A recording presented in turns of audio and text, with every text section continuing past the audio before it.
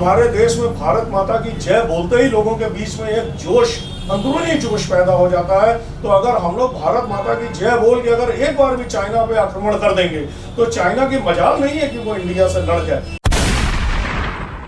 जो लल्लू जी विरोध कर रहे हैं, इनके विरोध बिल्कुल निर्थक हैं। इनको जानकारी नाम की चीज ही नहीं है। ये गमछा बांधते हैं और बस सड़क पे उतर जाते हैं। जगह जगह पर 1500 का चालान, किसी का 2000 का चालान, किसी का 5000 रुपए का चालान। ये गलत व्यवस्था है, ये लूट तंत्र है। जो जिस अधिकारी की जिम्मेदारी है वो अपनी जिम्मेदारी कहीं ना कहीं लापरवाही बरत रहा है, नहीं निभा रहा है। पूरा यकीन है, 100% यकीन है कि हमारी पार्टी विजय रथ पे सवार होकर अपना परचम लहराते हुए उत्तर प्रदेश व उत्तराखंड में अखंड भारत विकास पार्टी की सरकार बनाएगी।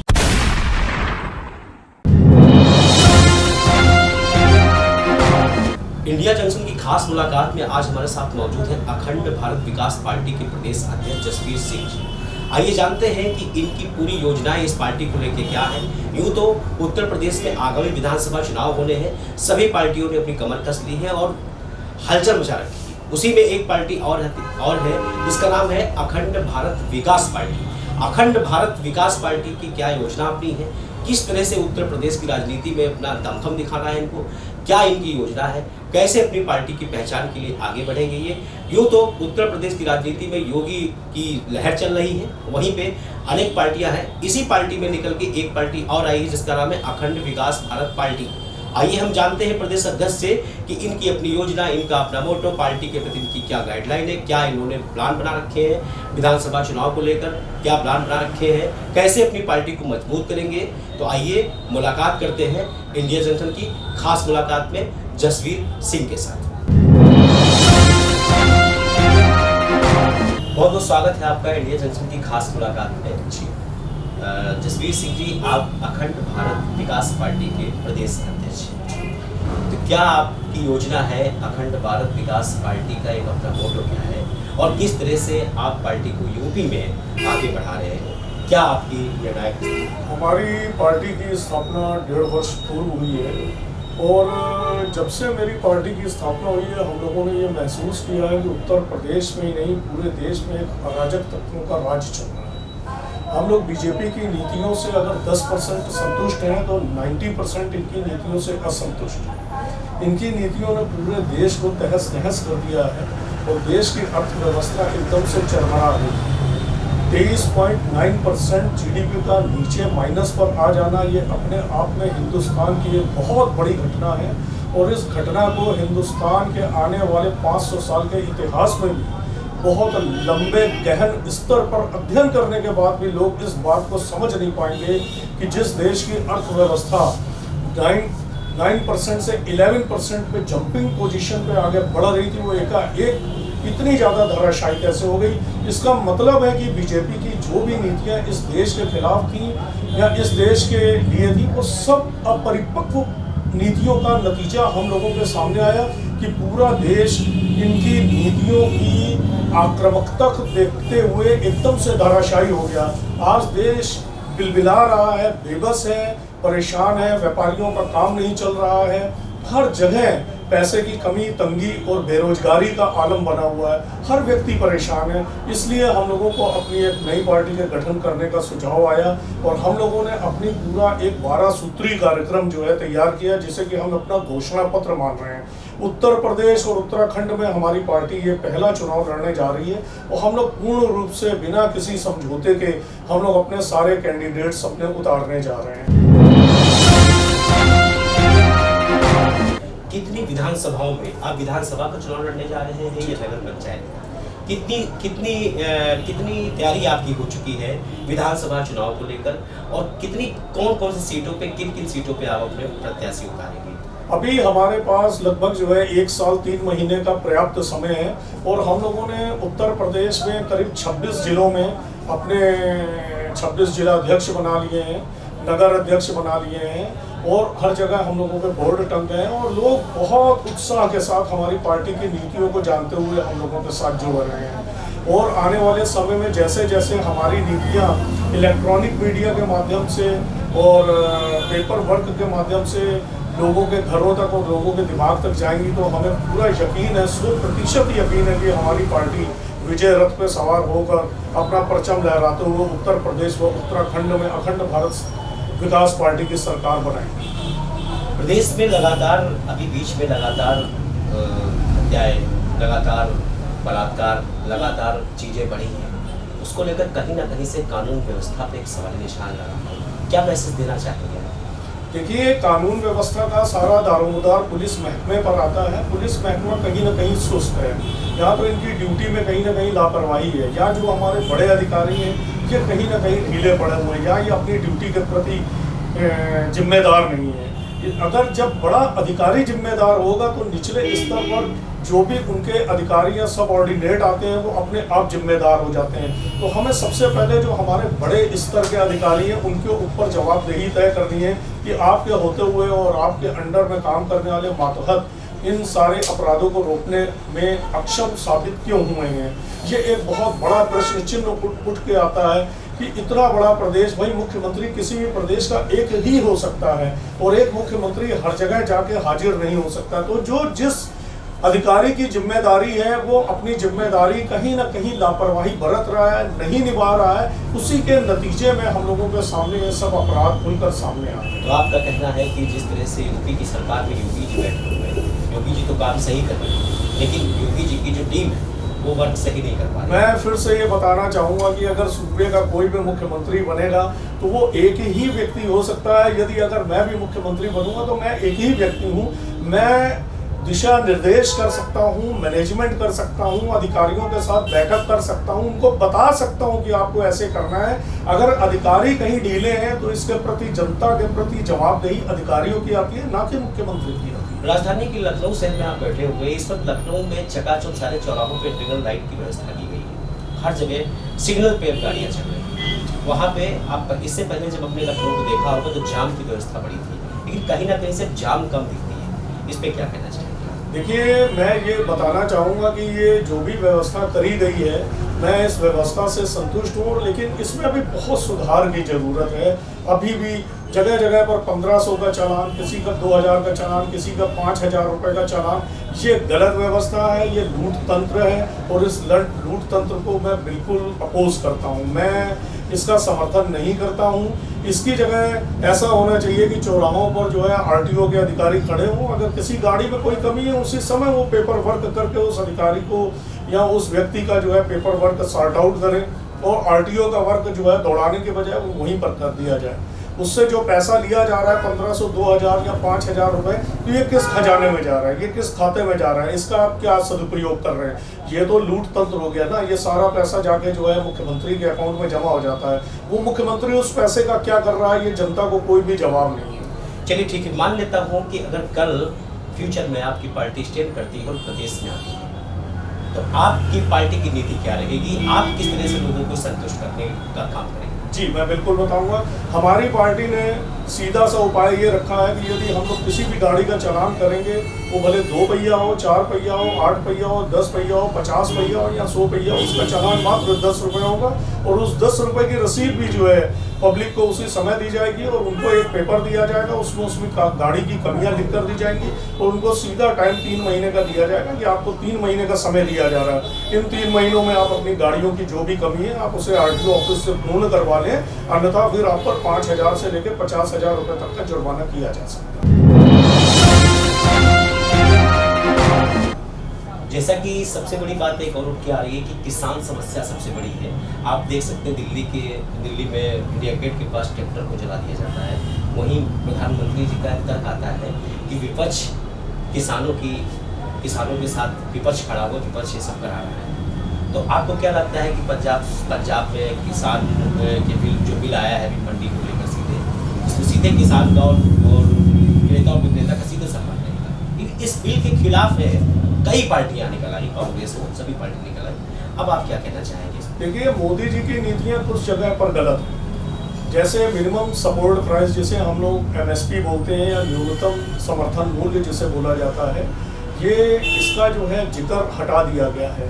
यदि किसान को ये संतुष्टि रहे कि हाँ भाई न्यूनतम समर्थन मूल्य हमारा सरकार के द्वारा निर्धारित है, और किसानों को अगर जो है एक कॉन्ट्रैक्ट खेती के माध्यम से अगर जो भी बड़ी बड़ी कंपनियां हैं वो किसान से गेहूं की खेती करवाती हैं, बाजरे की खेती करवाती हैं या अन्य आलू की खेती करवाती हैं, किसी भी तरीके की खेती बड़ी कंपनियां कराती हैं, और कराने के बाद अगर वो जो उनका रेट कॉन्ट्रैक्ट हुआ अगर वो मार्केट में अगर उसकी बहुतायत हो जाए, और मार्केट में आलू उन्होंने 20 रुपए किलो किसान से वादा किया और पूरे गांव से कह दिया कि आप आलू बो दीजिएगा, और किसान ने आलू बो दिया और उन्होंने अगर जो है मना कर दिया कि हम आलू नहीं खरीदेंगे, तो किसान सड़क पे आ जाएगा। विरोध इस बात का हो रहा है, अभी तक लोगों को यही नहीं मालूम है कि मिनिमम सपोर्ट प्राइस और ये कॉन्ट्रैक्ट खेती जो लेके आए हैं मोदी जी, इसका पर्पस है क्या, आखिर लोग विरोध क्यों कर रहे हैं। जितनी बड़ी बड़ी पार्टी वाले बैठे हैं उन्होंने एक बार भी इस मुद्दे को पढ़ के नहीं देखा, ना इस बिल को पढ़ के देखा।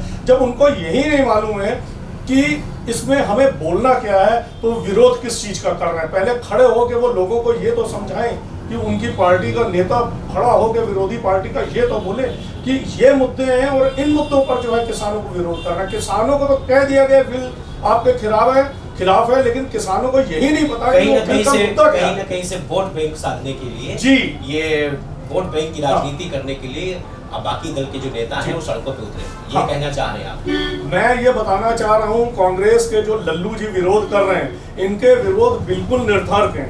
इनको जानकारी नाम की चीज ही नहीं है, ये गमछा बांधते हैं और बस सड़क पे उतर जाते हैं। ये लोगों के बीच में अपना प्रचार करके अपनी कांग्रेस पार्टी को उछालना चाह रहे हैं कि ताकि लोगों की निगाह में ये आए कि हाँ भाई कांग्रेस जो है मुद्दों पर आ रही है, जबकि उनके पास कोई मुद्दा है ही नहीं। जैसे ही देखते हैं कि हाँ ये चीज हुई बीजेपी में, वो तुरंत विरोध पर आ जाते हैं। अब आपकी प्रियंका गांधी जी ने अभी कहा था कि हमें घोषणा पत्र तैयार करना है और हम लोगों से मुद्दे मांगते हैं कि आप हमें मुद्दे दीजिए, तो हम जो है उन मुद्दों के ऊपर जो है आधार पर चुनाव लड़ेंगे। हम जनता के बीच में जाएंगे और जनता से जो है मुद्दों की बात करेंगे, और उनको जिस पार्टी के नेता को अपनी पार्टी के लिए मुद्दे निर्धारित करने के लिए लोगों के बीच में जाना पड़े और लोगों के बीच से पूछना पड़े कि आप हमें मुद्दे बताइए, वो कैसी पार्टी है, वो हिंदुस्तान का राज क्या चलाएगी जिसको मुद्दों तक की तमीज नहीं। 70 साल तक देश पे 70 साल देश का शासन किया है।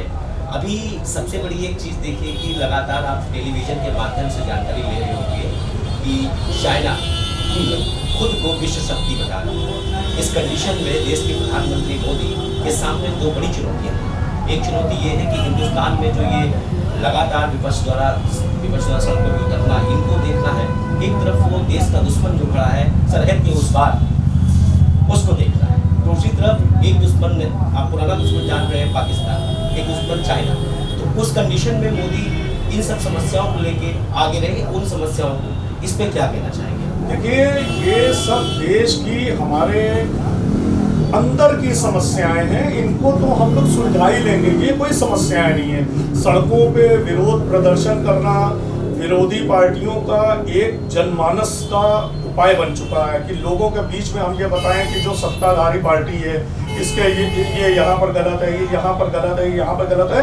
ये होना चाहिए, आप जरूर विरोधी पार्टी हैं, आप बताइए, लेकिन जबरदस्ती लोगों के काम धंधे को रोक देना, उनको परेशान करना, आम जन समस्याओं को जो है सामने ना लेकर आना और जबरदस्ती की समस्याओं को क्रिएट करके धरना प्रदर्शन करके ये अपना भी समय बर्बाद कर रहे हैं और देश के लोगों का भी समय बर्बाद कर रहे हैं। और रही बात चाइना की, वो विश्व शक्ति नहीं है। विश्व शक्ति तो हमारा हिंदुस्तान था, है और रहेगा, क्योंकि हम लोगों के पास जितने जवान हैं जो 5-5, 6-6 फुट के हैं और जितना दमखम है, हमारे देश में भारत माता की जय बोलते ही लोगों के बीच में एक जोश, अंदरूनी जोश पैदा हो जाता है। तो अगर हम लोग भारत माता की जय बोल के अगर एक बार भी चाइना पे आक्रमण कर देंगे तो चाइना की मजाल नहीं है कि वो इंडिया से लड़ जाए। हम ये मान सकते हैं कि उसके पास आधुनिक टेक्नोलॉजी है, लेकिन आधुनिक टेक्नोलॉजी कितनी भी जबरदस्त हो, अगर हम हिंदुस्तान के केवल जेलों में बंद 13 करोड़ कैदियों को ही अगर हम चाइना की तरफ ढकेल दें, तो उनके हाथ में हथियार, एक रिवॉल्वर, पिस्टल या गन दे दें कि जाइए चाइना पे अटैक करिए, जितने बन जाएंगे सबको 1-1 करोड़ रुपया दिया जाएगा और जो मर जाएंगे उनको भी 1-1 करोड़ दिया जाएगा और आपकी सारी जीवन की जो भी जेल है वो बकाया वो माफ कर दी जाएगी। तो चाइना तो हमारे 13 करोड़ बंदियों से ही हार जाएगा। इतना इतना तो सैनिक उसके पास से नहीं निकलेगा जितने हमारे देश में जो है बंदी खा जाते हैं। एक बात मैं और बताना चाहता हूं कि हमारे देश में जो भीख मांगने वालों की संख्या है वो 12 करोड़ 65 लाख है।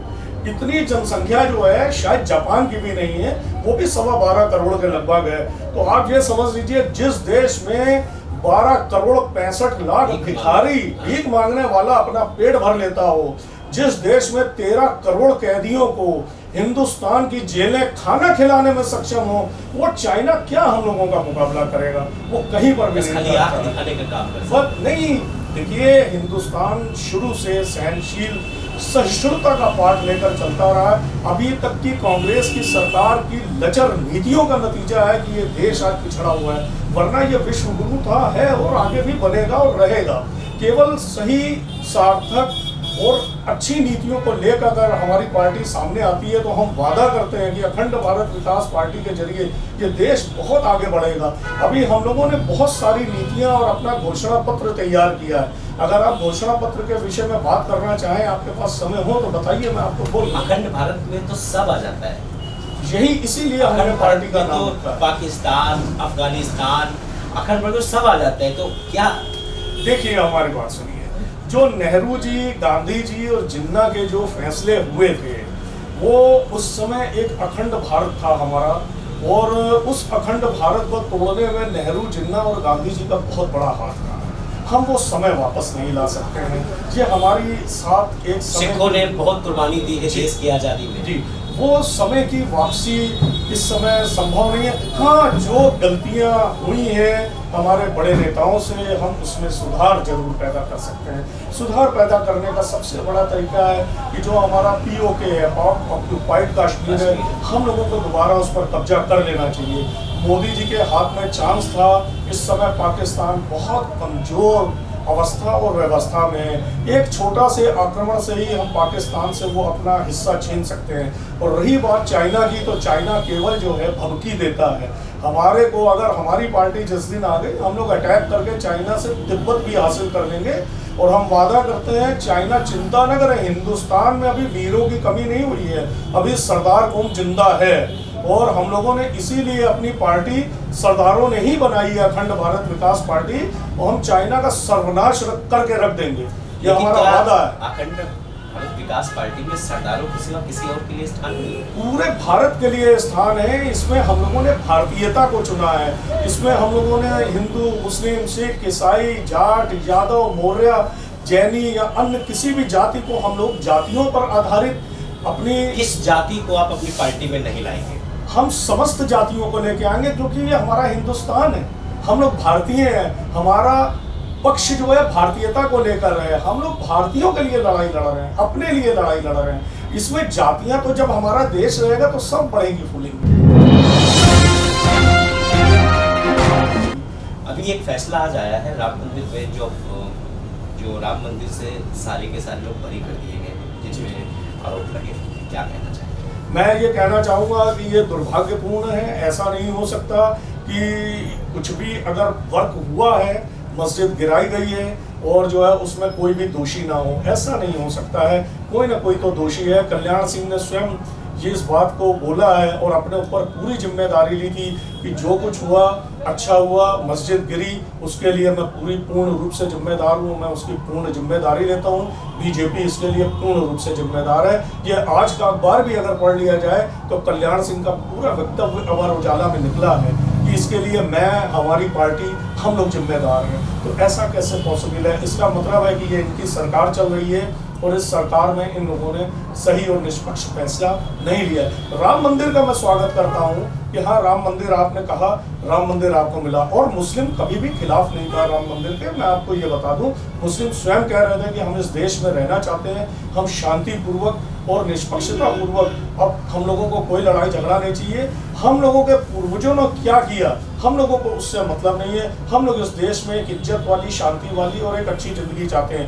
पाकिस्तान का बंटवारा हुआ उस समय जितने मुसलमान वहाँ पर गए वो उनकी मर्जी थी, जो यहाँ पर रह गए वो गांधी जी का आह्वान था, महात्मा गांधी का, कि जो मुसलमान यहाँ पर रुकना चाहें वो रुक सकते हैं। उसमें हम लोगों ने गांधी जी के आह्वान पर हम लोगों की मुस्लिम कौम यहाँ पर रुकी थी। तो जब मुस्लिम कौम यहाँ पर रुकी है तो आज ये देश हमारा उतना ही है जितना कि एक हिंदू का है, जितना कि एक सरकार।